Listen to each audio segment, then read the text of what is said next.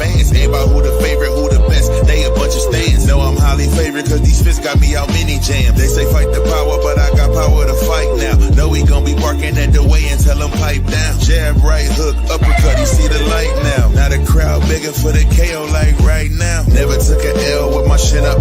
Fold them like a sit-up. Just trying to go on Pops, Craig, get up. Never took an L with my shit up. Fold them like a sit-up. Just trying to go on Pops, Craig, get up.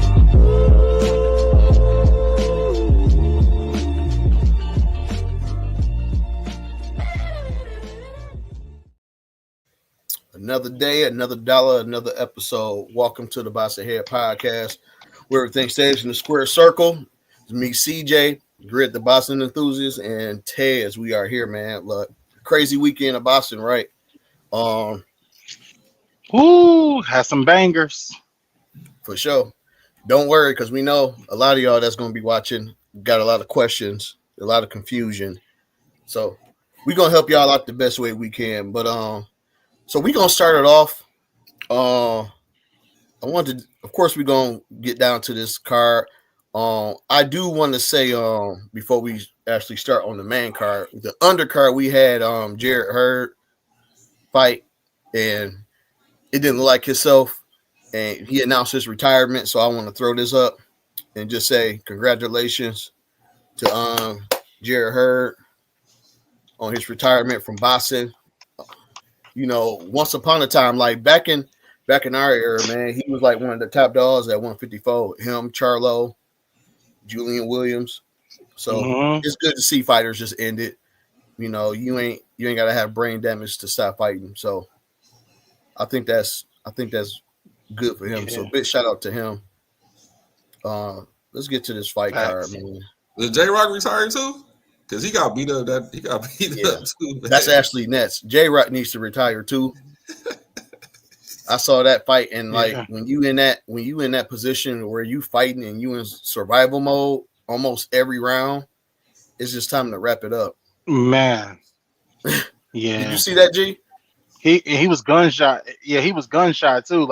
Like he didn't want to throw a punch. You know, it's just like he was fighting against himself. Like his win, he didn't want to gas out. Of course, you know, you could just see that it's that time. You know, father time don't escape nobody. So yeah, it was just that time. It's that time. What about Tez? You said he did get beat up pretty bad, and that was a young fighter too that he fought, a young up and coming one.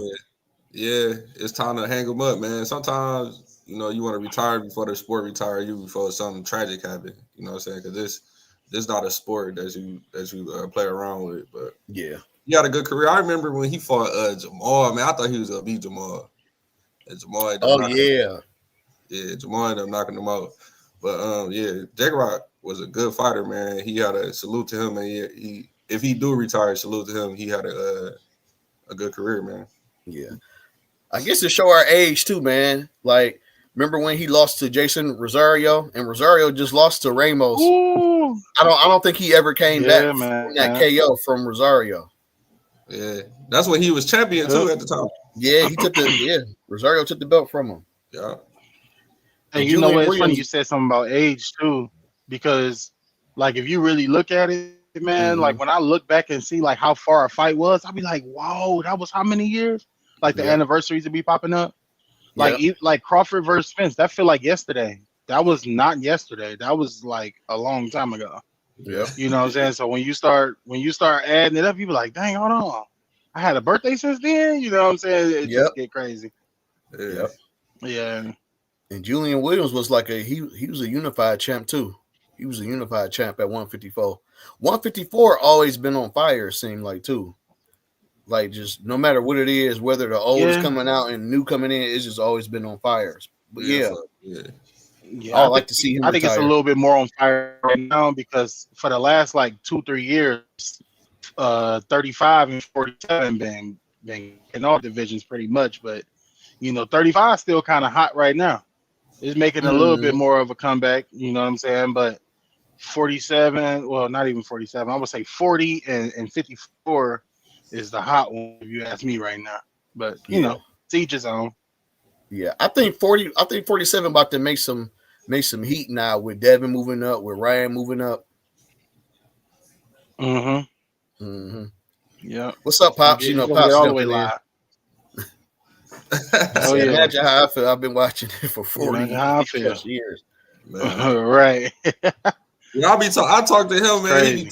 He be telling me about them fights like way back in the day when HBO was popping and the Vegas hits and all that. Yeah, man. He be telling me about fighters back then. Yeah. Some of the names I don't know what he's saying, but yeah, man. Yep. I would have loved to see Pacquiao versus Margarito back in the day. I would love to have been there to be ringside for that. Yeah. I know that was a blazer right there. Just seeing that little dude fight that big dude, bro, I'd have been like, ooh. Yeah, for sure. Or definitely seeing like somebody like George Foreman coming back from retirement. I mean, coming back to the ring after that layoff, after that long layoff. I think he did retire and then he came back or something like that. Yeah, man, I would love to see that, bro. Yeah, man. Yeah, but anyway, I remember we went to a fight party. We went to go see. We went to go watch Mike Tyson fight Lennox Lewis. Man, that was crazy. I was young though. Like we couldn't even go in the basement. I was young too. I remember that. That was a big deal. And then Lennox won. Everybody was mad. Yeah. Yep, I remember that. I remember seeing that he had them dreads. I remember. Yep. Man, beat the sleeves off of Mike Tyson, man. Yep. And that one, and the infamous Mike Tyson versus Evander Holyfield, because all the kids at school in this day, hey, did you see Mike Tyson bite his ear? You saw him bite his ear? Yeah. That was the thing. Yeah. That was the thing. All the kids was acting like they was biting people's ear off, man. It was wild. Yeah, man. Just imagine that. Just imagine social media being out back then, and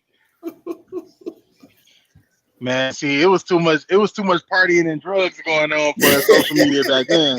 Like them old heads, they was doing drugs proud. You know what I mean? It wasn't like it is today. Like you see somebody do something crazy, you be like, "Hey, bro, tripping."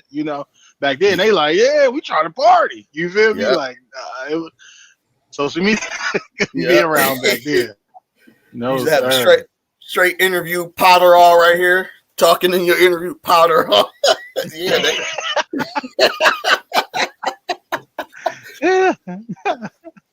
But yeah, man. Yeah, because James Brown definitely didn't need no social media, boy. Rick James, they ain't need no social media. Nah, man. Man. Woo, man. Did y'all see that Sandor Martin and Pulio fight? No, I didn't see that fight. You didn't see that one? You seen it? I seen that one. And they came out scrapping. I was like, hey, yo, they came out with bad intentions. I mean, it wasn't like that fit. They wasn't trying to fill each other out. It wasn't none of that. They was like two magnets just on it from the get-go. So at first I didn't know who was gonna take it, but Puyo, that's the black fighter, right?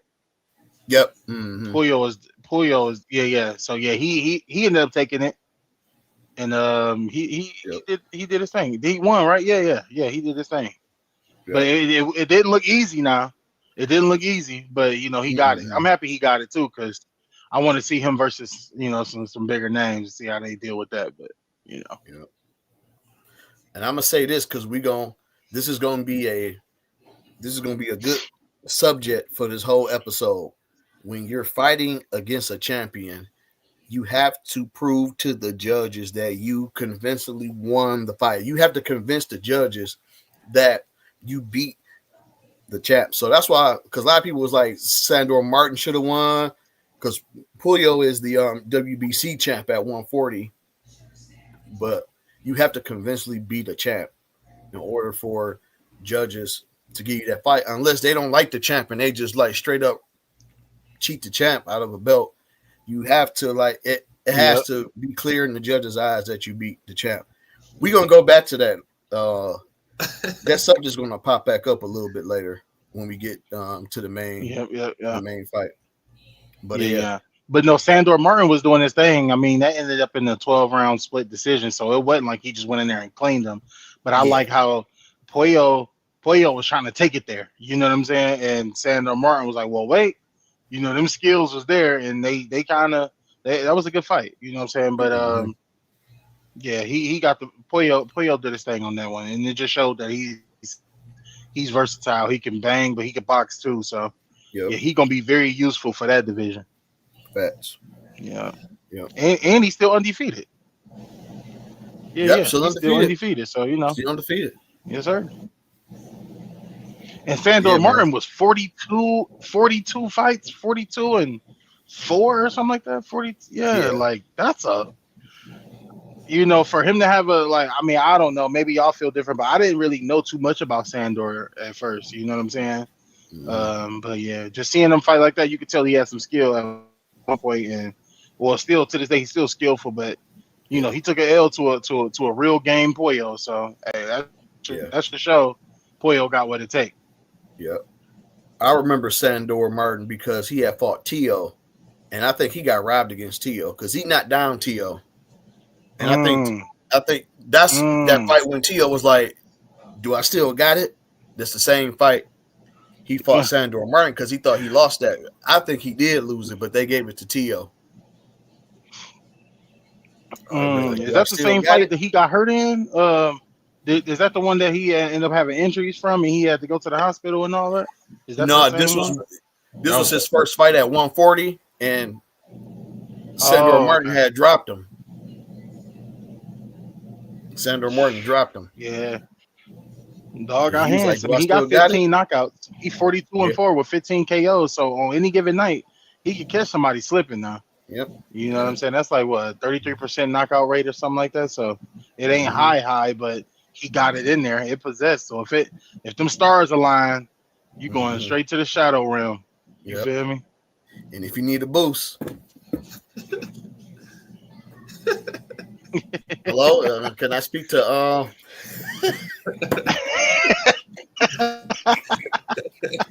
Hey, this is Scripture County. Please leave a message after the tone.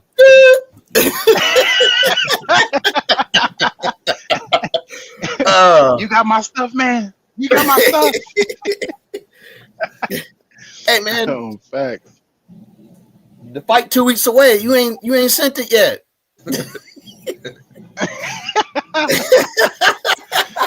Oh man. Oh man. Yeah, man. We can move on to the next fight. This is probably my favorite fight on the card, man. The El Rayo versus stole the night. Gary Antoine.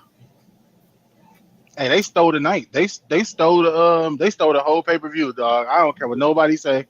You know, we know who was ahead of this fight. We're gonna get to that in a minute, but for me, they stole the whole night, man. And especially Antoine, Gary Antoine Russell. I always call him Antoine, so I don't get him mixed up. If y'all don't know, 3 or 4 Gary Russells. They pops named them all Gary Russell, and they all got different middle names. One of them is a junior. The oldest one is a junior, but the younger one, Gary Antoine Russell, man. When I tell you that was superb boxing, like if you like the sweet science, oh my God, it don't get no better than that. It was action packed. That wasn't like no Shakur Stevenson 12-round win. That was a monstrous Errol Spence versus somebody else beat down. Like that was an Errol Spence 12-round decision. And man, I feel like Rayo probably had to go to the hospital after that one. Yeah, because you know, like they say, you would rather get stopped than go 12 rounds getting punched on like that. I mean, it wasn't nowhere he could run. He pressed the action, and at one point, I'm like, how is he still got this same energy, and how is he still moving? It's like 6-7 rounds. He's still hawking them down. Man, you know, now El Rayo did catch Gary with some nice shots, though, especially toward like the 12th round. Yeah. You know, when there was like a minute left in the 12th, you know what I'm saying? He caught Gary with some stuff, and I'm like, hey, don't get sloppy now. You know what I'm saying? He got like 30 seconds left. I mean, I'm talking about Rayo was throwing that. He was throwing that, look, I know I ain't win, but let me see if I can just, he was catching him with some stuff. But the adrenaline in Gary's body, he was just like, nah, it ain't even going to work right now. He could have hit him with a center block, and he'd have been still happy. He felt that I'm about to get this belt. He was just all Super Saiyan at that point. So it wasn't nothing he could do, but that was superb boxing. And I can't wait to see him again, man. But congratulations to Antoine Russell, man. They finally got one for their pops. You know, that's 2 world champions in their lineage already. So, man, and stop naming people Gary. I hope none of their kids name none of their sons Gary Russell. Please stop that, bro. Stop it. Please. That had to be confusing in the household. The mom be like, Gary Antoine. Yeah. But it's crazy because like when you grow up with somebody like that, when you be like right next to him like that, you could get everybody the same nickname, but it's like how you say it. You know what I'm saying? Like we got Line Brothers and stuff. I'll be like, hey dog, you know, Shannon would be like, what? But everybody right there, they're like, you feel me? Like I call Amir, like you just get it. So I know that's probably how they is too, but yeah. Still confused. What about you, Tez? How you feel about that fight, man? Oh man, it was a great performance, man. I loved it. I think for Rayo, I think he just ran into a real 40-pounder, man. Because this is only his second fight at 140. His first fight, he fought Pitbull, and Pitbull really not a 140-pounder anyway. He a small 140-pounder, so I think he just ran into a bigger, heavy-handed fighter, and Russell just outboxed him, outclassed him, made him. He won every round to beat. Really. Yeah, it was. He put on a great performance, and he put 140 on notice. I want to see who go step up and take the fight from him. Yeah, I know he was saying. What about you? Man, I love the fight. It was. I think you said it was like Errol Spence. If I can compare it, it reminds me of Errol Spence versus Mikey Garcia. And the reason why I say that is because El Rayo, during like the interviews and like press conferences and the side interviews, he was talking as if Gary was just only like a fighter that only like just runs into you, just a come up fighter. And like when he got in that ring, like one thing that Gary did better that he didn't do his last fight against Julio when he had the other title fight is that jab. He kept that jab going, and he let his jab dictate where he wanted to go. And it was to the point where, like, El Rayo didn't have like no answer. Like he didn't know. I don't think he knew what to do. By like the 6th round, I think he was just in the ring, just like trying to figure it out at that point. Because like I seen Gary like throw a body shot, and then from that body shot he came up with an uppercut. Like he was in there having fun, man. And like he listened to Gary Russell Jr. in that corner. He listened to everything he said. And like, and like just that was my favorite fight, man. Like, oh yeah, they stole the night. But just to piggyback off of what you said, in the post conference, Antoine Russell did say it still bothers him that he lost to Puello. So he was like, man, I'm so happy he won because I need that. You know, I need that. I'm happy he got my belt because I need to get that back. And they was asking him like, man, why you feel like you lost to Puello? He said he blamed it on his loss because he chose to coast after he built up a big lead on Puello. He says that he didn't want to make the same mistake in his victory over Rayo. So he was like, man, he put in more work. He made sure his engine was tight, tuned. He could go in there. He had the legs up under him. And then, you know, they did ask him about, like, in the last 3 rounds, how Rayo was, you know, throwing some real power shots, and it was freezing him up. And he was just like, man, I was so ready, it ain't even bothered me. I was walking through all that. So yeah, that's and one thing I said about that fight, even when I was like in the boxing group, I said he's focused. He's focused. It wasn't nothing that was gonna stop that boy from winning that fight. He was determined. He stood on business as soon as he walked in there. He set the tone. He played the middle of the ring, and we ain't seen Rayo do that. I mean, Rayo looked like he was like, oh man, what is this? 3rd round, he was like, oh man, like he knew it wasn't nothing he could do. It was like, yeah, he was. And every time he got hit, Gary was coming back and hitting him hard. He was countering the hard shots. I'm like, oh yeah, you fighting you fighting a crash dummy tonight. Gary Russell crashing out tonight. So yeah, you can pack it up, brother. Yeah. And he started getting a little timid in there because I think his hands was just heavy. Like I think he haven't felt that type of power yet with the 8-ounce gloves and the no headgear. Yeah. I just think it just feel like Russell's hands was heavy. And he's wanted taking the power that way. He started getting timid. He started being gun shy. Yeah, I just think he bit off. And along with the heavy hands, Gary Russell was fast. The jab was so fast. Then he started doubling up the 1-2, and at one point he threw like 3 or 4 punches, like right after another one. I said it looked like some David Benavidez type of movement. I said, oh, and he throwing. I said, oh yeah, he in his bag tonight, guys. Yeah, he did some move. He did a 4-punch combo. He double jabbed at his face twice, and then he jabbed at his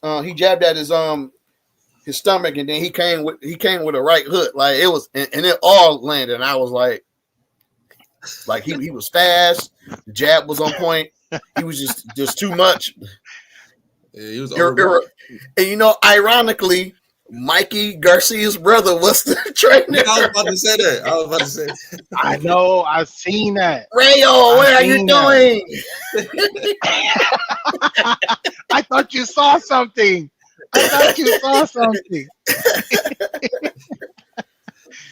Oh, man. Yeah, man. I wish I can find an old video of back when he was first starting, like when he was first starting to get his name. I wish I can find the video of his pops. His pops was like, he ready for a title now. So when they did the and new and he was looking up in the sky, it's kind of like I knew like he was like talking to his pops but not saying nothing.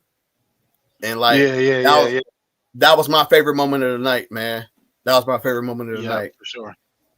Yeah, for sure. I mean, I watched videos of his pops and them training in that backyard. They got the little 4-wheeler thing out. They call it the ATV, but the fighter is in the middle.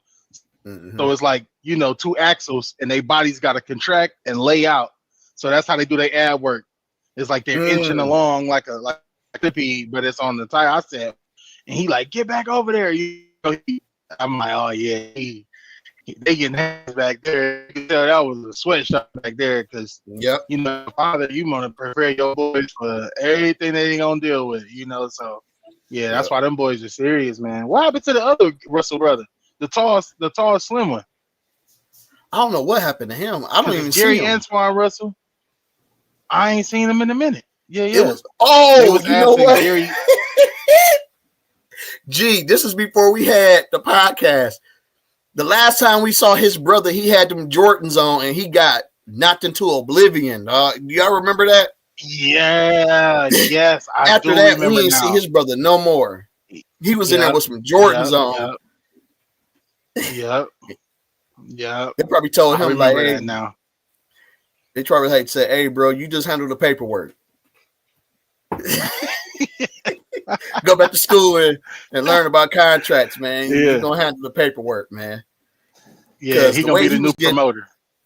Yeah, I forgot who he was fighting too, but he was getting whooped, man. Like, yeah, I was like, I don't know he if was he fast Russell, too, but yeah,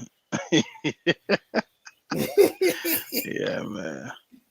But yeah, man, that was my favorite fight, man. We already got 25. We're gonna go on a commercial break because this last one is probably gonna be a little lengthy because we got to break down everything for this Tank versus Lamont Roach fight. And I hope because it's just been so much like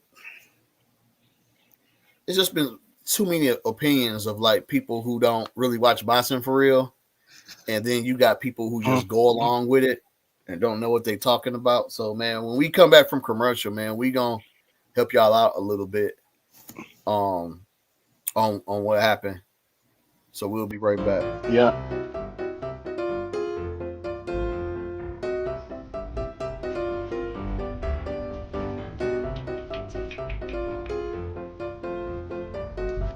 Nothing in this world can stop us.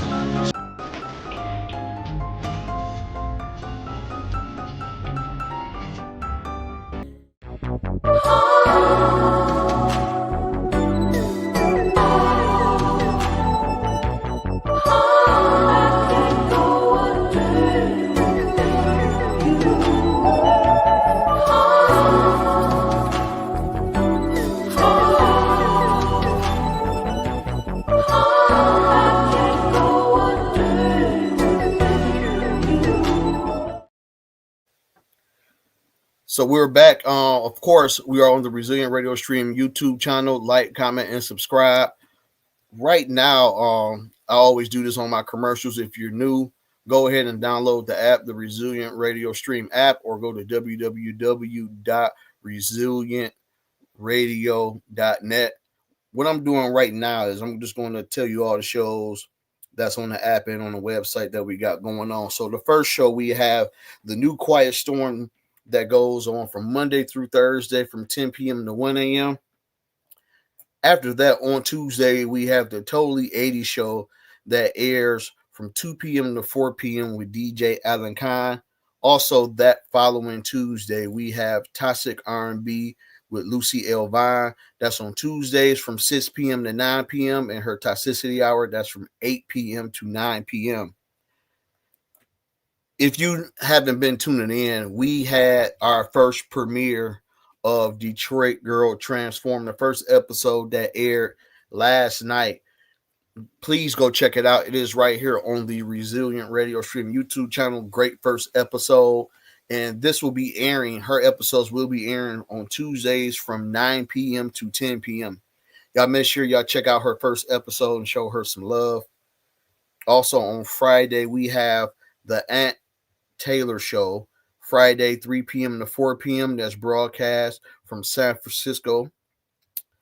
Also, that Friday, we have the Variety Music Show with Resilient J from 4 p.m. to 7 p.m. On Saturday, we have the 90s Music Show with DJ Praz Minute. That Saturday from 1 p.m. to 4 p.m.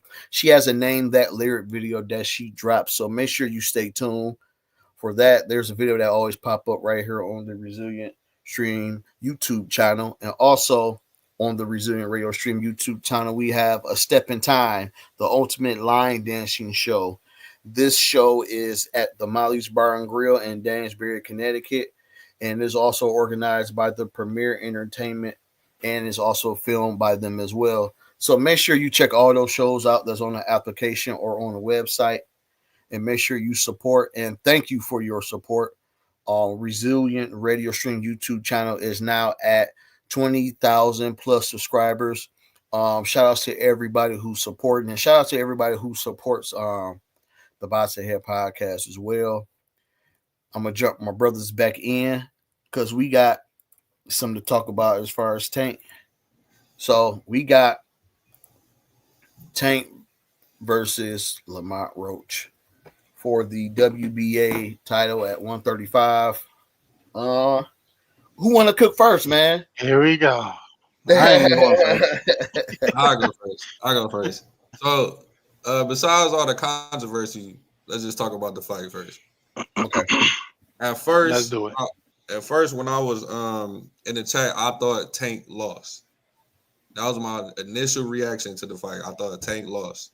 I went back and watched it since. Like you said, CJ, Roach didn't do enough to take the belt from Tank in my eyes after watching it the second time. He didn't do enough.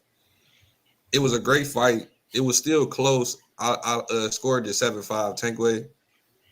Now with the knockdown, draw. Without the knockdown, Tank.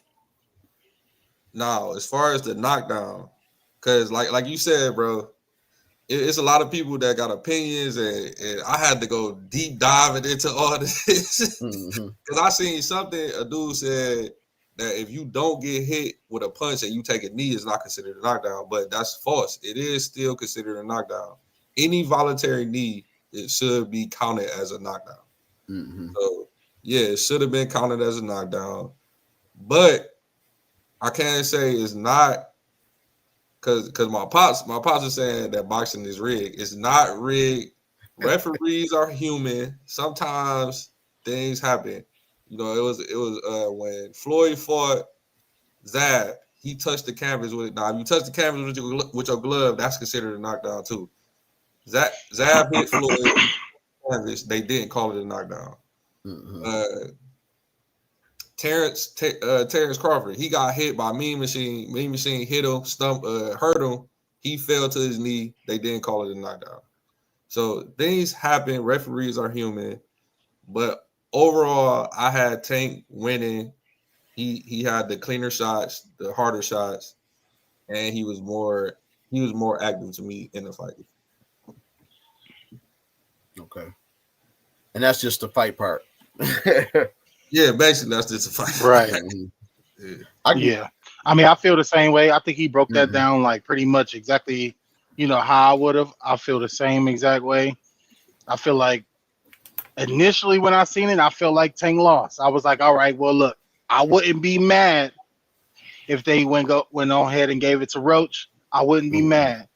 I was looking at it in a way where almost like Wilder and Tyson Fury stuff, like it was such a big fight that maybe we want to see it again. You know what I'm saying? So I was like, you know what? I wouldn't be mad if Roach get it, and that'll cause Tank to go into a different. It'll get him out of that retirement mentality and be like, hey, I got something to scrap for now, and because I will want to see him maybe more sharper and better than what he came in. Because for me, before these fights, like if you can like just think about it in your head, Tank has that thought process of I am that guy, I'm here. Like he has no more like humility. And while that's a good thing for the sport, you know what I mean, because we love some swag, we love some crazy talking. I just want to see him get back focused where it's just like he dangerous. I'm dangerous. I ain't got nothing to say. I ain't got no talking to do. Put that work in, and it's just I want to see Tank get back on that where it was like that same feeling he had when he had to go against Pedraza. You know what I'm saying? I want to see him get back in that mode. But I mean, if we just talking about this fight, I did have Roach possibly winning. But again, when you said you looked at it again, I looked at some of the punches that Roach was throwing, and he wasn't even hitting Tank. You know what I'm saying? Tank got them cat-like reflexes, and at that thin moment, he'll pull back, and that it was whistling past. But he would turn his head with it. So like the crowd was getting a reaction like he hit him, but he really didn't. So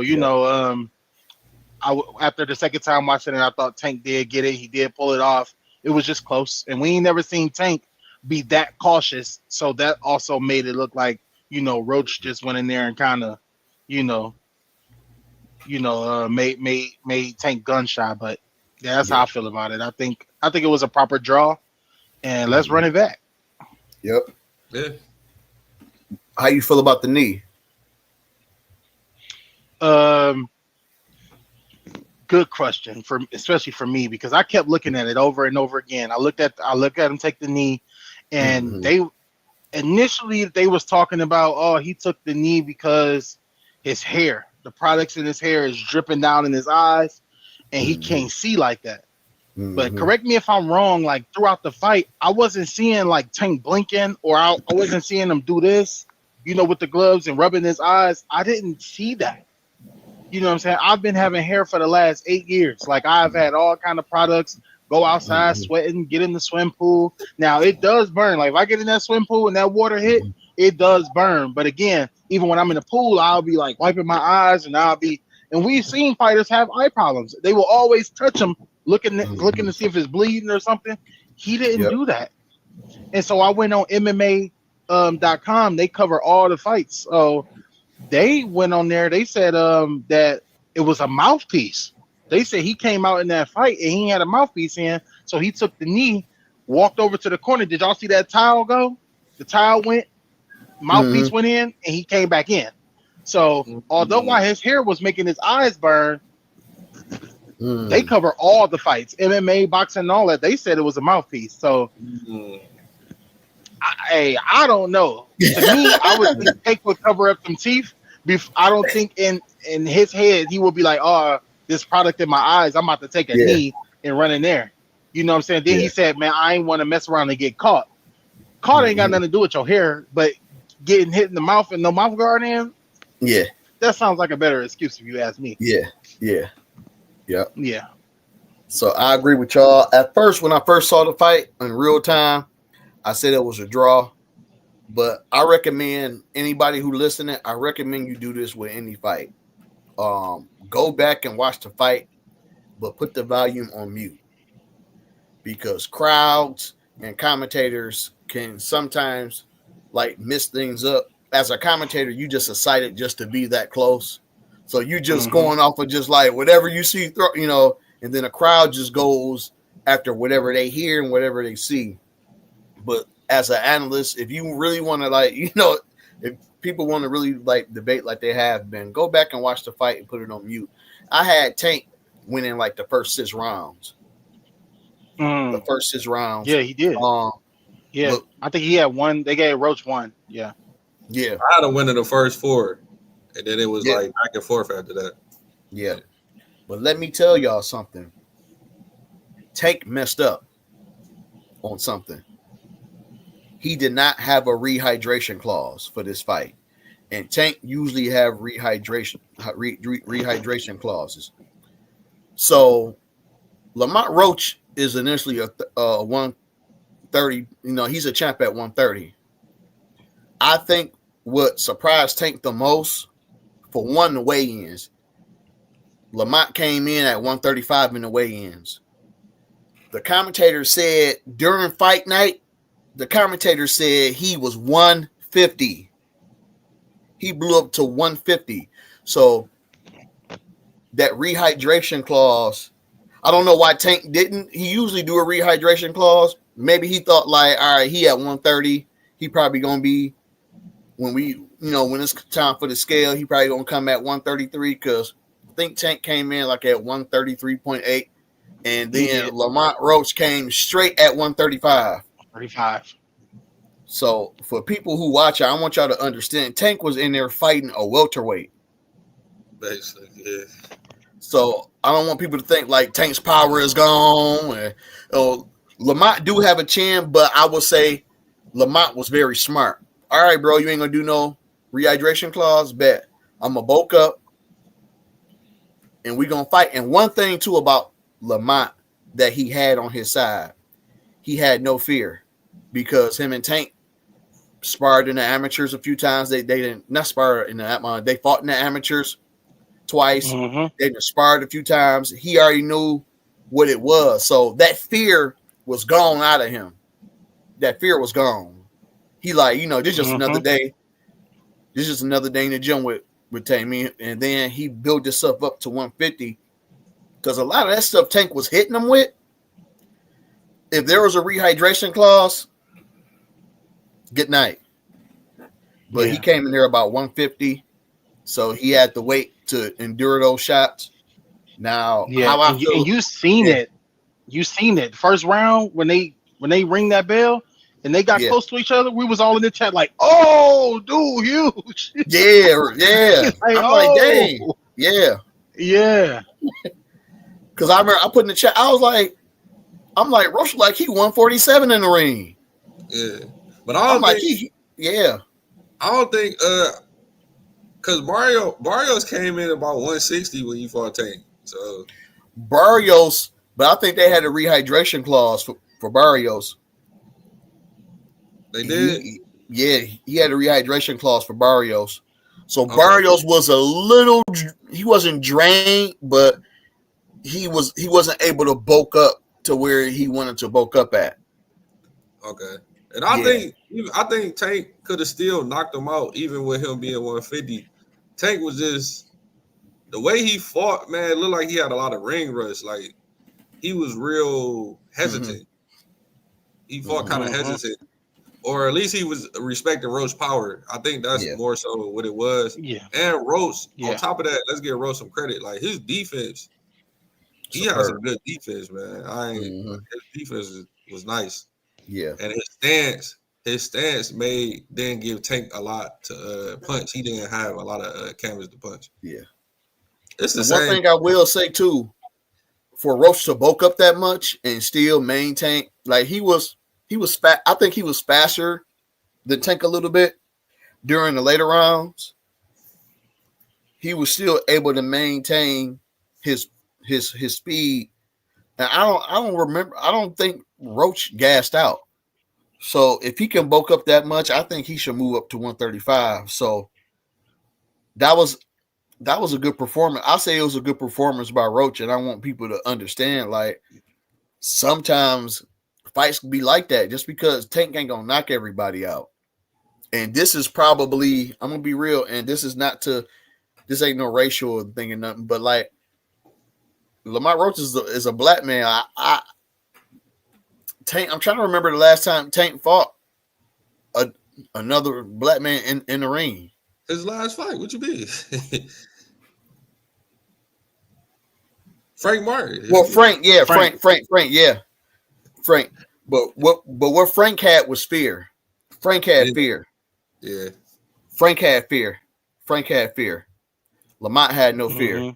And about the knee, I know a lot of people was blaming Steve Willis, but I'm gonna be real. I think it was one of those situations. You know how something happened, and it happened so quick and so fast. You like, what the hell just happened? I think like it was one of them things to where like it just happened so fast. Like he didn't know how to react. But I think that, of course, a knee. I don't care what it is. If you take a knee, regardless if you get hit or regardless of anything else, it's count as a countdown. Now, what could have happened? He could have got disqualified for running over to his corner, because no doctor said anything about stopping the fight going to his corner. The ref didn't stop the fight, and he just ran to the corner. That could have been anything. They could have been giving him some extra, not saying Tank that type of guy, but from a spectator and from an official perspective, you have to make sure ain't no crazy stuff happening. So, like, you know what? That's crazy. That's crazy you said that, because on Boxing 24/7, shout out to them. They said that when Lamont Roach put his petition in through his lawyer to get this whole thing switched over, they said they either want two results. They want a TKO, and they want the Roach to take the win because of that, or they want him disqualified for bringing an illegal irritant into the ring. I'm like, man, what's up with all these boxers going to court and all that, man? Yeah, it's like, bro, I didn't give you a bag, and now you taking me to court. Blame Drake. Like, man, so I will say this: I've seen one instance in an amateur fight where it was an amateur. He dropped down on one knee, and then when the official came over there, he kind of he said, his hand. So he allowed him to go in the corner so they can like check his hand and see if he was good to fight. But the official told like the judges, like I was judging on this side, he told each of us what was up so we can score that accordingly. But I've never seen that like in my life. But I did watch the replay, and because it was this eye, I did see Tank's braid fly like this in his eye. Because when Lamont did this, it kind of hit Tank, and like his braid went like it hit him in his eye. So I don't know how hard it could have been, but I have got hit in the eye by somebody's braid before, like that. Oh yeah. It feel like you getting your eye cut like with a knife. That's how sharp it be. Yeah. But still, though, when you kneel, it's a countdown. Yeah. It's still a countdown. They should have counted down. Now, if Steve Willis would have disqualified Tank,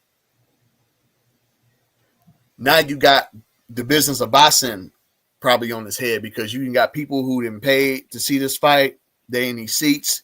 You can't end a fight on no DQ. Yeah. And he probably was scared. Tank probably would have rocked him. And I think what saying Tank was Roach didn't hit him. Like Roach had punched him and he took a knee, then man, it would have been bad. Yeah. If he didn't call that, it would have been bad. Now, and that's what he didn't want to happen. Yeah. I think his glove flew in his eye. Now your pops is right about this. It is some corruption, because the WBA said, the WBA waved it off. They said the no call or the no knockdown in the 9th round was just fine. But check this out. This is WBA rules right here. It says if a fighter voluntarily takes a knee without being hit, the referee will begin a mandatory 10 count, treating it as a knockdown. If the fighter does not rise by the count of 10, they lose by KO, of course. If they rise before 10 and the referee determines they can continue, the fight resumes. If the fighter takes a knee multiple times to avoid engagement, the ref may warn or even disqualify them for unsportsmanlike conduct. So you got the WBA kind of going against their rule book.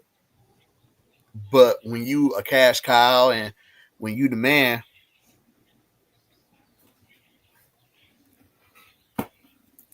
it's for sure corruption in boxing.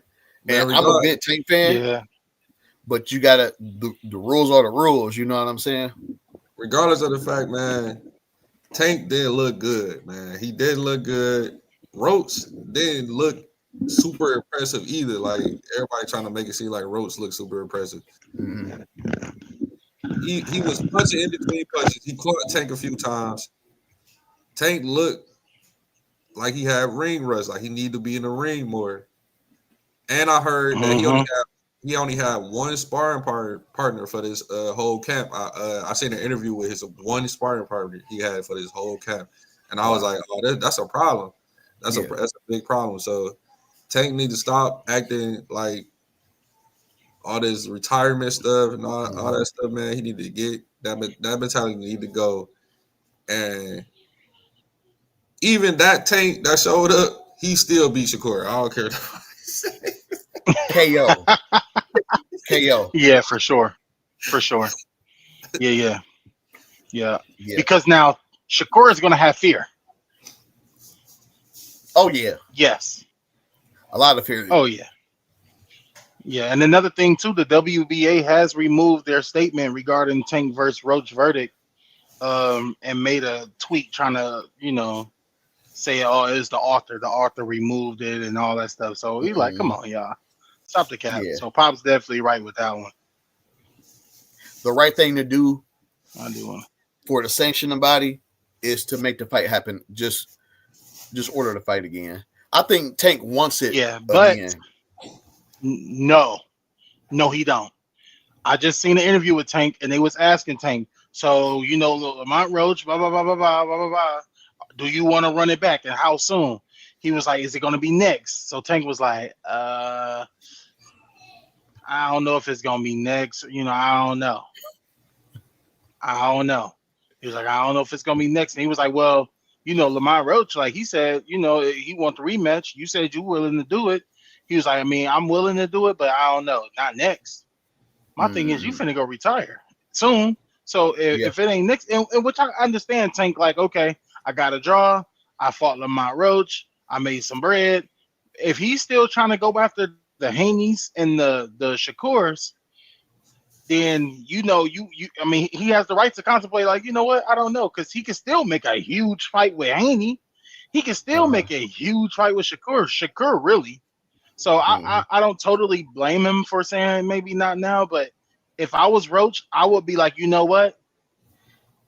I just draw with a person who just put 28 people in the dirt.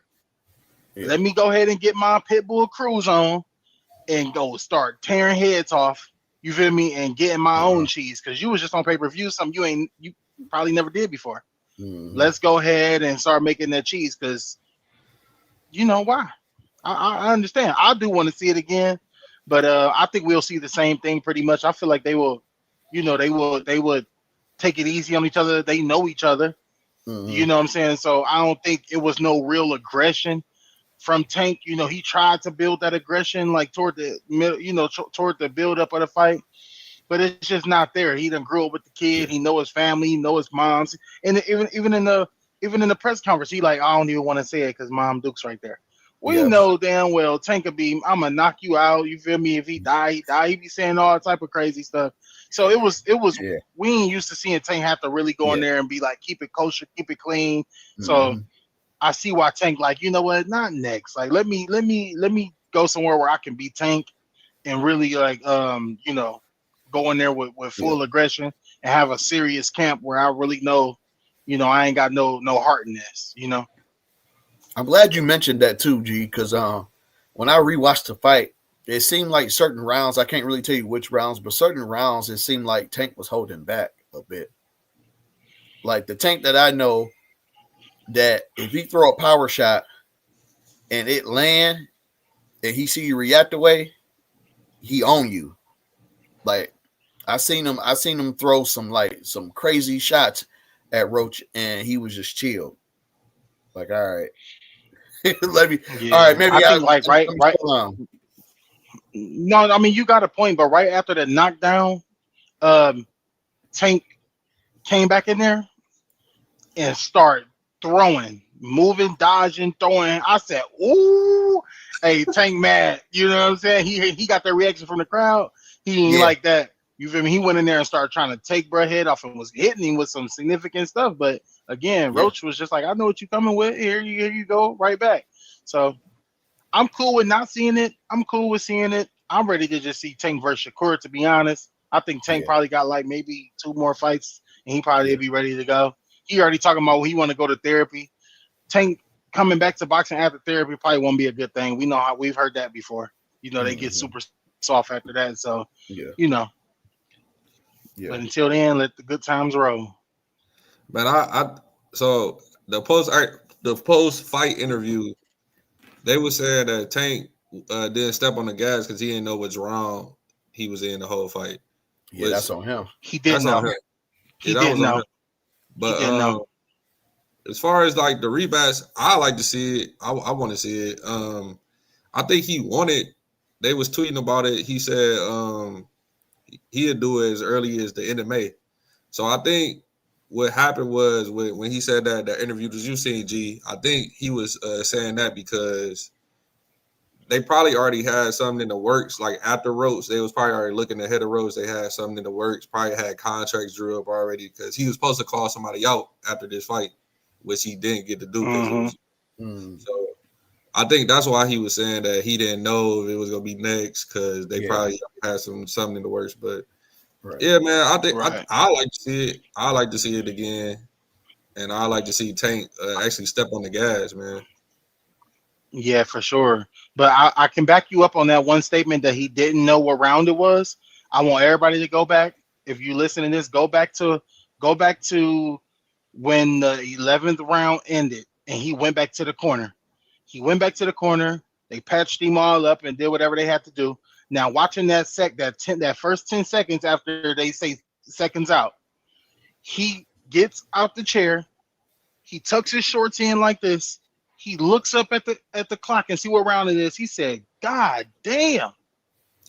I looked at my girl. I said, "This nigga don't even know it's the 12th round."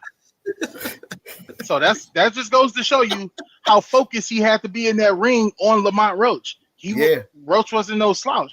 He was going to work. He had to get that lunch pail out for sure. He looked up at the clock like this. Y'all gonna laugh when y'all see it. Like, how you catch that? He looked up and was like, "God damn." He was like, "All right, cool." And then he went in there, tried to get on business, but it was, you feel me? It's only so much you can do.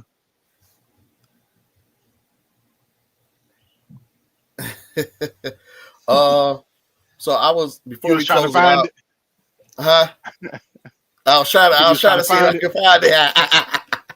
Oh yeah, just text me right after this. Just text me right after this. You're gonna be like, "Oh yeah, you was right, dog." Yeah.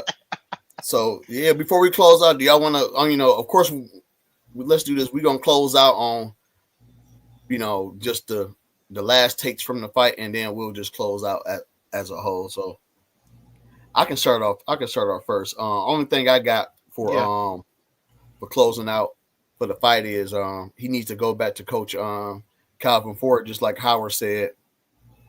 Go back to Coach Ford. Go back to Coach Ford. I know you're trying to get everybody a bat, but go back to Coach Ford. And that's really all I got to say. It was a good fight, man. Like, I think people need to rewatch the fight. It was a good fight. When people look for knockouts, you miss the glory in certain fights when you looking for the knockout. So rewatch the fight. And one thing about Boxing Head Podcast, man, we for sure fans of fighters, but we gonna keep it 100 with you. We ain't no yes man podcast. Like we gonna keep it a buck with you. Like we fans, but if you messed up, we gonna say you messed up. If it was a knockdown, we gonna say it's a knockdown, and that's just how we are. We just like a family, you know what I mean? We gonna tell you if nah, bro, that's not it. But we gonna still support you. So yeah. What about you, Tez? Nah, man. It was a good fight, man. I like to see the rematch. I really wanted to talk about the press conferences from Ryan, Tio, and all that. That was silly, man. Those press conferences was hilarious. Yeah. But what is this dude talking about? Ohio guy? I don't know what he talking about. I don't know what he said. Hey, Ohio. Oh.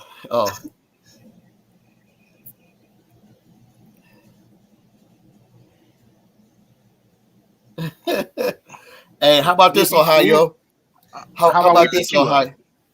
Yeah. How about you fight me the first round and you might not make it to the second round with G and the third round with Tez? I guarantee you. Oh my God. But yeah, man. That's the only thing we gotta get ready for. All the clout chasing. But anyway, bro, yeah, I feel like the fight was straight, man. Like just redo it or don't do it at all. We just ready to see some better scraps. You know what I'm saying? That's all it is. Yeah. Yep. Yeah.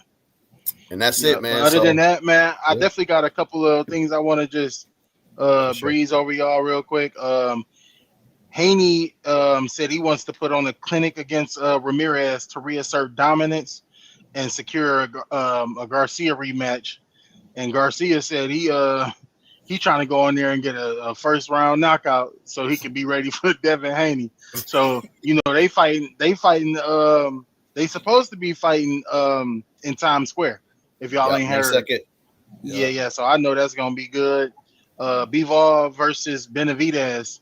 They made that a mandatory, but the trilogy is still hanging in the balance. I'm hoping that they get rid of that. Go ahead and pay somebody some step aside money so we can go ahead and get Benavidez in the mix.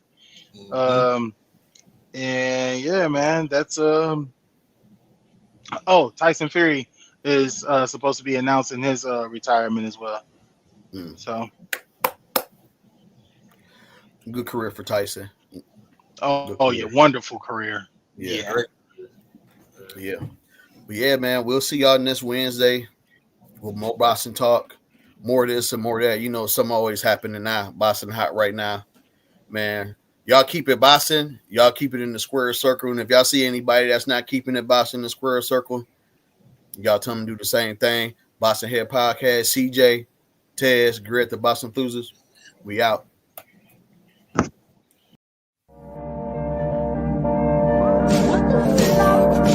If you taking jabs in life, you ain't got a puncher's chance. Watch me lay these hands like a preacher gained a bunch of fans. Ain't about who the favorite, who the best. They a bunch of stands.